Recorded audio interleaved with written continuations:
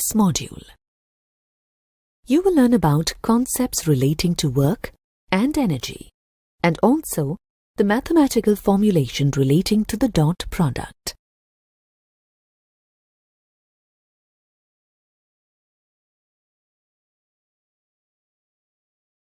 On which side of the screen do you think is work being done? Work is being done only on the left side of the screen, where we see that a block is being pushed across the floor.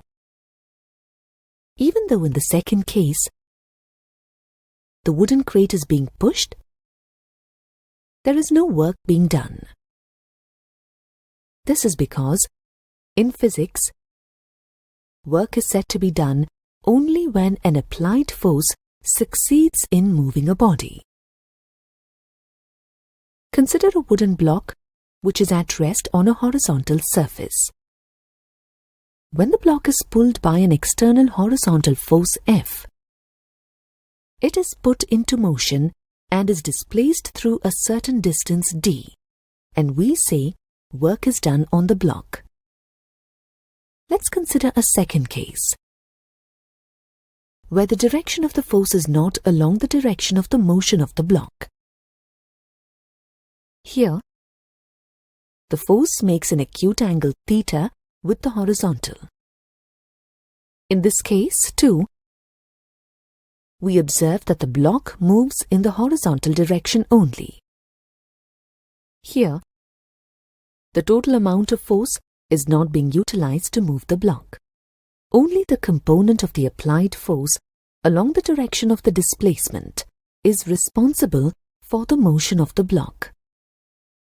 This component is F cos theta. Thus, here, the work done on the block by the force is the product of F cos theta and displacement.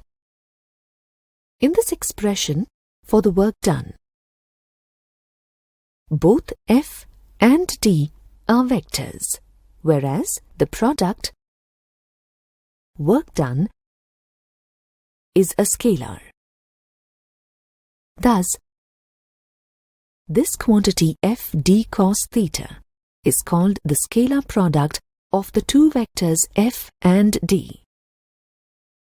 In vector form, it is denoted by a dot in between the two as shown, and is read as F dot D. Hence, it is also referred to as the dot product. Now let's understand dot product in detail. The dot product of two vectors A and B is equal to the product of the magnitude of the two vectors and cosine of the angle between the two vectors. The result of a dot product is always a scalar. Now, let's see some properties of the dot product of vectors. 1. The dot product of vectors is always a scalar quantity. 2. The dot product is commutative. Consider the two vectors A and B inclined as shown. Theta is the angle between the two vectors. The component of one vector in the direction of the other is called the projection of the vector on the other vector, and is denoted by the product of the magnitude of the vector and the cosine of the angle between them. Hence, we see that B cos theta is the projection of vector B on vector A. So, the dot product of vectors A and B can be written as A into B cos theta, which is equal to AB cos theta. Let this be equation 1. Similarly, we see that A cos theta is the projection of vector A on vector B.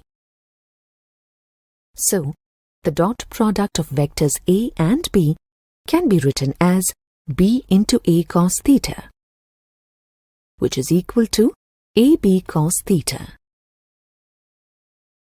Let this be equation 2. From equations 1 and 2, we see that A dot B is equal to B dot A, which is equal to AB cos theta. Thus, the dot product of two vectors is commutative. The dot product obeys the distributive law. So, A dot B plus C is equal to A dot B plus A dot C. All dot products obey the rule M times A dot N times B is equal to Mn times A dot B, where M and N are just constants. Consider the unit vectors along the Cartesian coordinate axis I, J, and K. The angle between any two vectors in the same direction is 0. Thus, when the two vectors are parallel and in the same direction, then the magnitude of their dot products is maximum, as cos 0 degrees is equal to 1. Thus, we get I dot I equals 1, as shown. Similarly, we get J dot J and K dot K equal to 1 as shown. The angle between any two mutually perpendicular directions, that is, between I and J, or J and K, or K and I, is 90 degrees. And cos 90 degrees is 0. So, I dot J is equal to 0. J dot K is equal to 0. And K dot I is equal to 0. How can we find the dot product of a vector expressed in terms of its components along coordinate axis?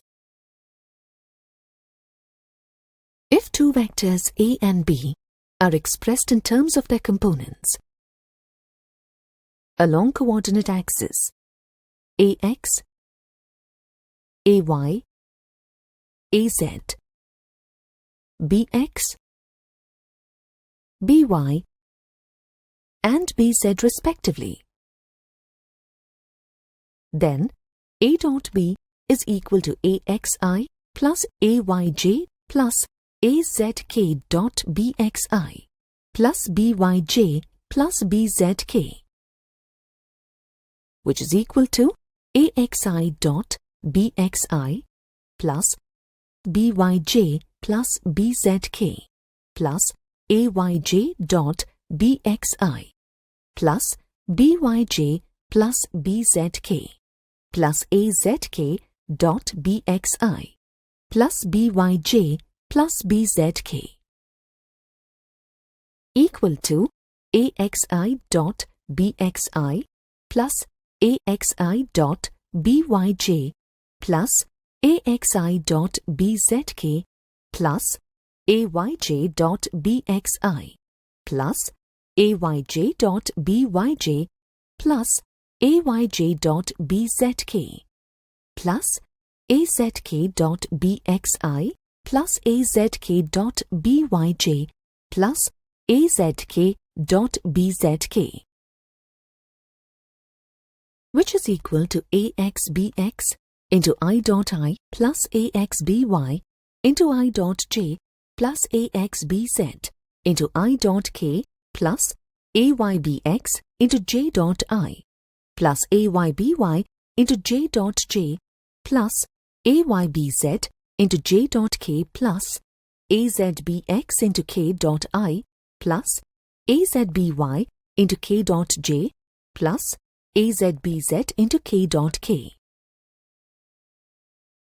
Substituting the values of I dot I, J dot J and K dot K as 1, and the values of I dot j, I dot k, j dot I,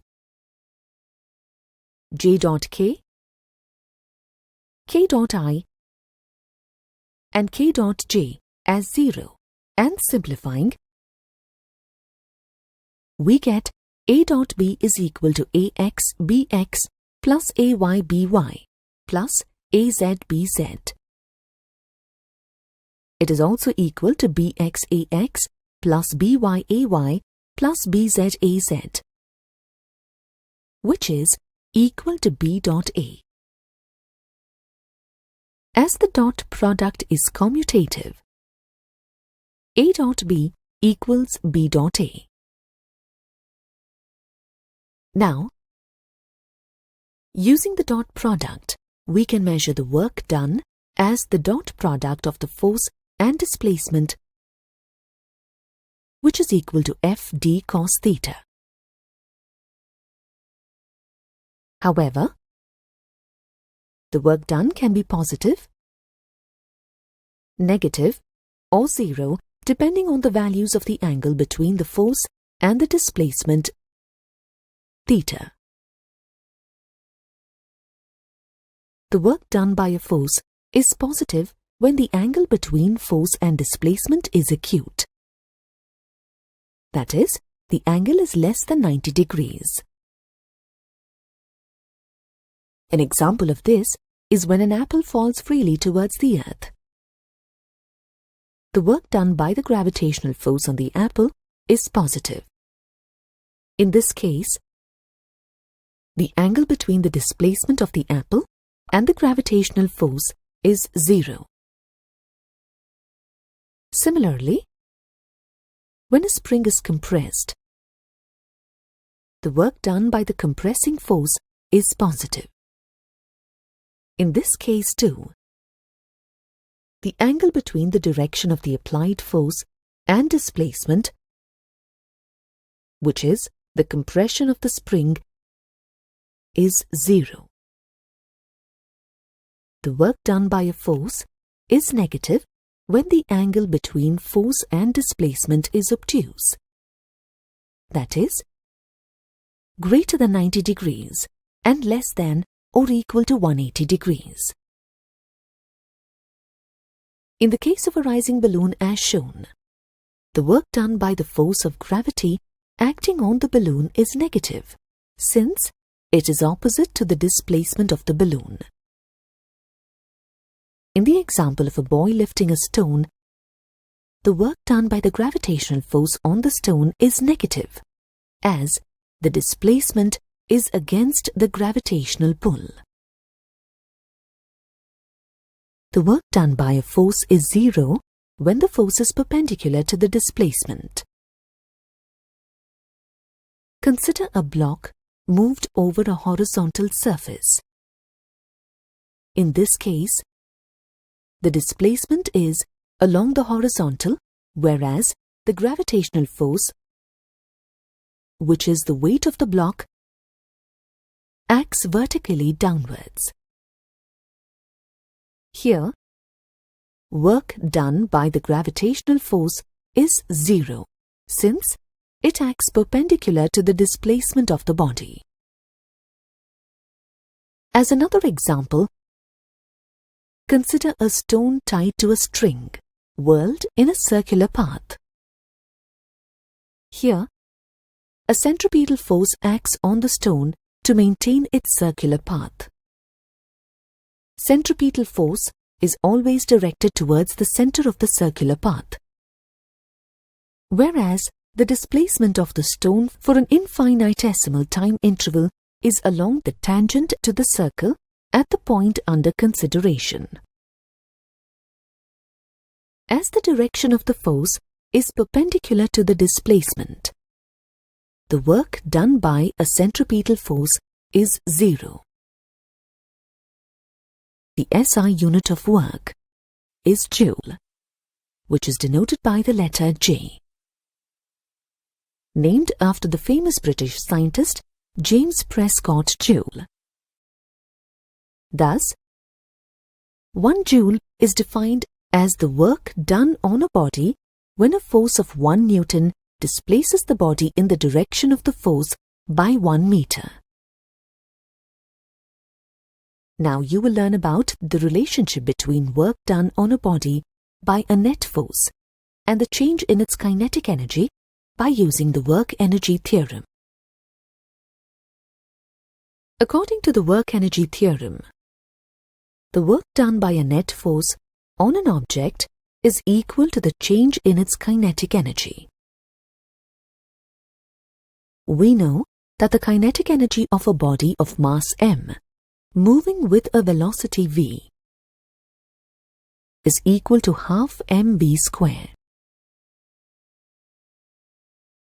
Consider a body of mass m moving with initial velocity u and let the constant net force F act on it.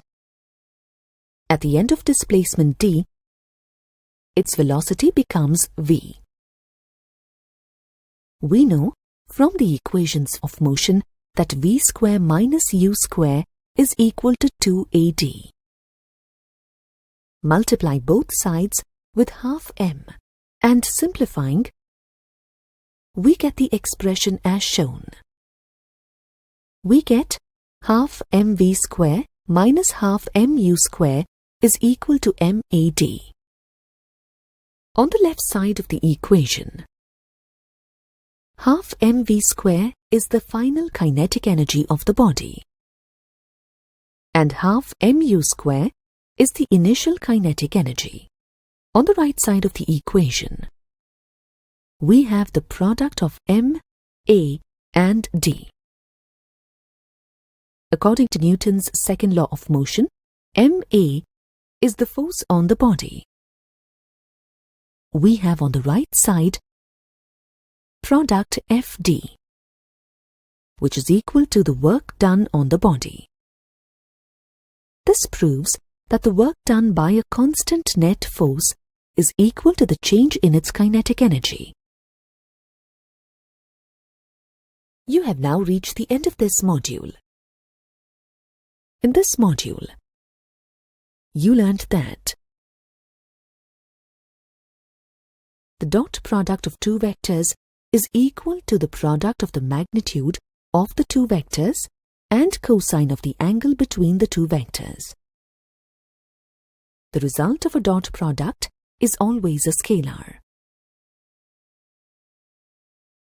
Using the dot product, the work done is measured as the dot product of the force and displacement, which is equal to Fd cos theta.